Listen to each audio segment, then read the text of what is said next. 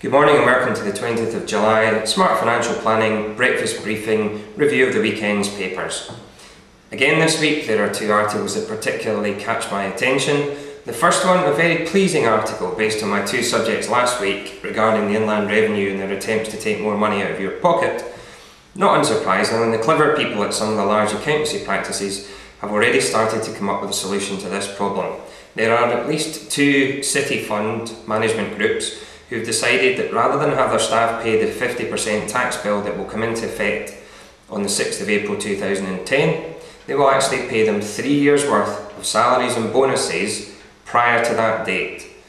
There appears then to be some kind of convoluted scheme where the employee will loan the money back to the employer and that the money will be dripped over to them over that 3-year period. Sounds a little bit like a very short capital and interest mortgage arrangement.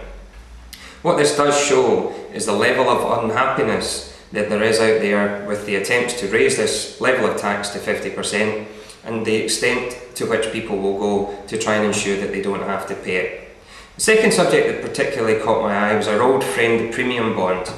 Much loved by grandparents as gift for grandchildren, I don't honestly think anyone ever really invested in it expecting to win big, but the chances of winning big have dropped significantly over the last few years. In 1992, for every £500 invested, there was a 1 in 23 chance of winning. That equated to roughly one win of the lowest amount every 2 years. In 2009, that's dropped to 1 in 73, or 1 in 6 years chance of winning. This doesn't mean that on their own premium bonds are no use. It just would suggest that people should think even more carefully about using them.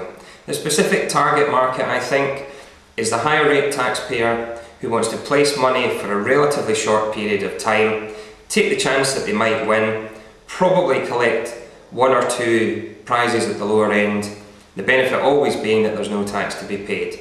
So premium bonds are not finished, but for basic rate taxpayers and non-taxpayers at the moment, really doesn't look like a good idea. That's all from me. See you next week. Bye.